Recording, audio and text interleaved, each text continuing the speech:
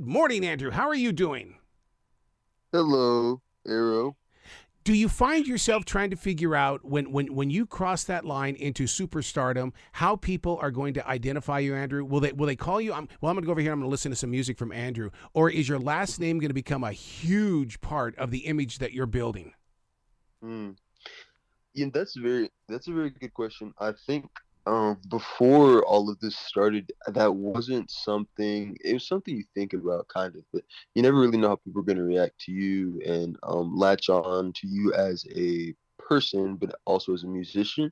And so I think after been receiving such like positive sort of engagement, I start to think about that, like sort of my legacy or sort of how people are going to perceive me. And it has been really interesting to think about, honestly. Yeah, because I mean, you've already started the story. The book is already open. The pen is in your Mm. hand. The paragraphs are being created, and that's what viewers are doing. They're already embracing your journey forward. Right. It's amazing, honestly. Like, everyone is so supportive. I don't know why. I think when you think of putting yourself out there on like this national, like very and international, like this large scale, you just expect there to be like more negative than there's positive. But honestly, like it is overwhelmingly positive. And I don't know, it's been amazing. One of the things that inspires me a lot about you is that your family history and roots and things like that. I mean, you Mhm. still want to have that connection, and I love you for that because so much of our history is being lost by people who say, "No, I'm going to live my life." Yeah. It's been amazing. I think my parents are Nigerian immigrants. My oldest brother was actually born in Nigeria. They moved to America and had me in Chicago. Me and my older sister. Um, so because I'm first gen, it like I'm semi fluent in Igbo. I understand it fully. It We grew up eating Nigerian food. We still eat it now. There are things about my culture that were just too present in my life for me to, you know, sort of forget about it or like put it off to the side. But I think it is a common occurrence whenever your family moves to America or whenever your generations down the line. Luckily, I'm first gen, so I really had that attachment. And my grandparents, who still live in Nigeria, they would visit every now and then. But I think a lot of people that get generations down the line lose the culture, they lose the language, they lose the influences, and it can be a really sad thing. So I'm very grateful to my parents and my family surrounding me, and I'm just proud of myself for keeping in touch with that. One of the things that's inspiring about you is that you don't let fate happen. You go out and you activate yourself step by Mm. step by step. I mean, you are always in forward motion. Yeah, I think it is sort of the go-getter in me, like the overachiever in me. I'm always thinking of a second plan. I'm always thinking of like a fallback. I'm always thinking about another avenue. And it's just because I want to expend my talents and my full potentials to the highest possibility. I sat on it for the long high college because I was afraid of what might happen if I Mhm. put myself out there. And I think I've grown to realize that I've been blessed. I've been given a lot of different things that I can do, and I want to try to see if if any of them stick or if all of them do. And two of them have been sticking. Do you see medicine or music being a great medicine for people? Oh my God, yes. I think music has been one of the biggest, healing things in my life. Truly, like any sort of negative thing or positive thing that's happened to me has been not remedied, if not remedied, soothed me in some way, made me, and it's also like it's markers, it's like highlights of my life. When I think about certain parts of my life that I loved or that I, was having a hard time in, I think about it in terms of music. I think about it in terms of the song I was listening to on the radio. I think about it in terms of the song my mom played when we were cooking our Thanksgiving dinner. It Mhm. truly is such a big part of my life and of everyone's life in some way. Mm. How did you get up to Hot Springs from Chicago? That's a wonderful question, and I wish I could tell you. I My parents, we moved around a couple times. We went from Chicago to Iowa to Virginia to Arkansas, and I remember thinking like, why? because Arkansas was such a difference from Chicago, such a difference from Iowa and Virginia. But it was for a my mom. She got a job as a cardiologist at the hospital here, Oh wow. and so I remember just thinking, okay, this is like I'm just gonna have to move on, and like we'll only be here for a couple years. We move all the time, and then we just ended up staying here. So I, I like ended up loving a lot of things about Arkansas. It's quiet. It's definitely smaller than Chicago, um, and so was it was a different life, but it was still a good life. I just had to adjust. I mean, first of all, the lay of the land in Arkansas is amazing. I mean, it's like it's very poetic. It's like there's music Mm-hmm. in the hills. I mean, I mean, Mm-hmm. you're there for a reason because you're picking up on a vibe there. Mm-hmm. I agree Yeah. completely. It's very like natural state, you know. Well, you being in medical school, how fast are the lessons of medicine changing? I can't imagine how science is changing your landscape. Hmm.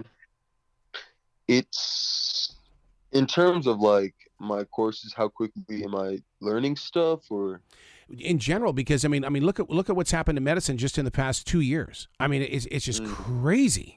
it is insane, honestly. I think it's really in a sort of indication of that is like I'll be in class and a lot of it will be like we don't really know about this just yet or this is changing even now but and I'm like wow so like I can only imagine how people in medicine were like learning medicine. People in med school like 10 years ago felt, or like years before that. Like it's always just ever evolving. And it's an amazing thing because it's working to our benefit that it's ever evolving.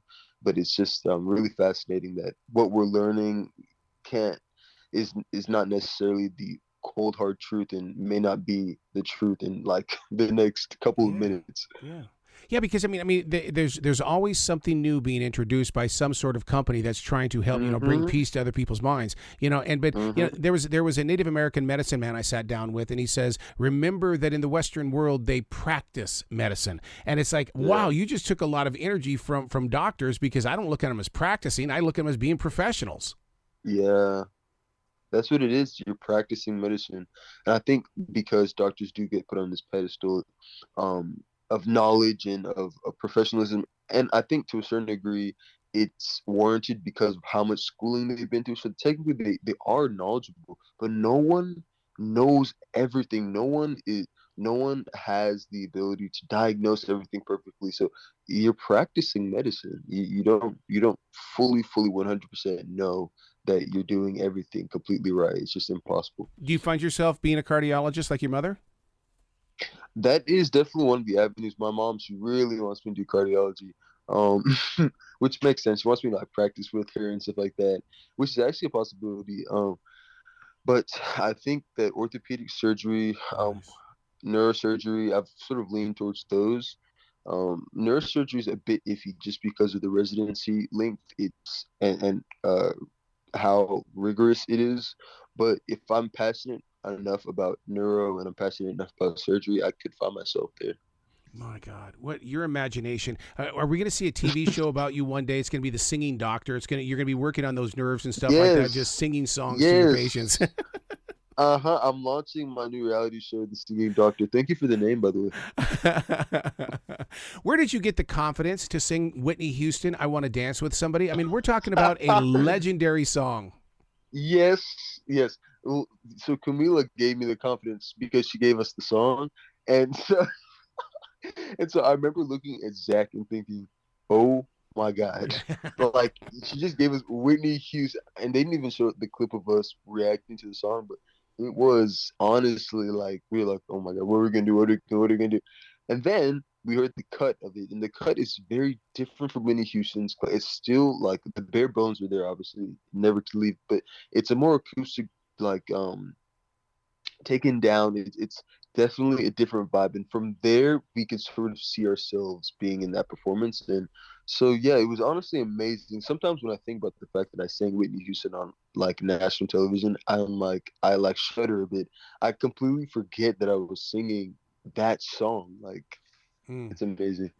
Oh my God. I mean, I was that jock on the radio that when Whitney Houston appeared on the music scene, then it became a competition between her and Mariah Carey. And it was like, oh my God, I'm living history. And so, I mean, Yeah, and of course I went with Whitney, and yeah. because she's got that voice. Hmm. The, She's honestly insane. when you say that you took the song down like to an acoustic version, was that inspired by Hmm. Camilla? Because Camilla is really into that vibration of getting inside the soul with that guitar. For sure. Yeah, I think it was definitely her idea. It was never an upbeat situation. Like I think parts of the song performance were upbeat, but it was never it from the beginning. The cut was a very acoustic situation, which that was lovely because I think if it had been an upbeat disco pop, it might have been hard to settle into that for both of us because we are more legato, emotive, slow song singers, and I like to sing upbeat every now and then, but for the most part, for a duet, it would be hard for I think both of us to do. Oh, I'll tell you what, Andrew. The one thing that's missing from my dance floor at all these weddings that I do is a great modern day slow song. I rely so much on the classics, and it's like, man, I wish there was Hmm. something new today that really could get into the vibration of love. Hmm. So true. Are you working on songs like that? I mean, you got to be doing something. I mean, you're not just sitting there, Yeah, wanting to be a doctor and a musician at the same time. yeah, it's been amazing. How many opportunities this has afforded me. I've been able to record music and make partnerships with people for future recording music, and it's just like so cool. And it's been sort of navigating the voice med school and then trying to record my own music, and I think that's been kind of a hassle, but I'm making it work. I'm making it work, and it's possible. I've realized that people have always told me that's impossible. There's zero way that you can handle both or all of those, and I'm realizing that it is possible. Like there's just if you want it bad enough, and if you really make the time to make each of them work in their own way, it is possible. Well, you just proved a point true that I learned a couple of weeks ago, and that is if you're going to put a label on me, that you're limiting me. Don't put a label on me just because I'm in medicine. Exactly. I'm going to be open to all things, therefore I can do Mm-hmm. them. Mm. Yeah, and that was something that was scaring me as well. It's like, oh, I have to be a doctor. Like I can't do this if I'm a doctor. But then I thought to myself, well, why not? Why not? Like, what makes it to where being a physician, studying medicine means that I can't also study music or be a musician, There's no rule book. There's nothing that's set in stone that tells me I can't do it. So I don't see why not. Oh, I love your passion. I love your drive. I just wish more people had your vision and visibility of what is to come. And the only way you're going to get there is you've got to make an effort. Exactly. That's the whole thing.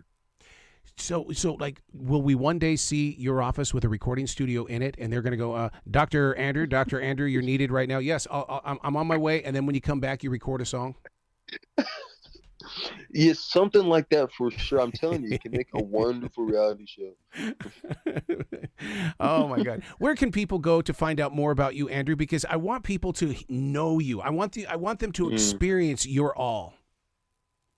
I think my Instagram can be a little like, I don't post that many like private things on my Instagram, but which is Andrew Rocky. But my TikTok, which is just my name or Iggy498, that's sort of my more personal side. I have a lot of more personal videos of me and just videos of me singing, videos of me at my shoots, like different like modeling things I've done. So it's like really nice actually. Excellent. Well, Doctor, I look forward to talking to you one more time, except I don't want to be on the table when I have that conversation. I want to have a real conversation face to face. Yes, of course. You be brilliant today, okay, Andrew? Thank you. You're amazing.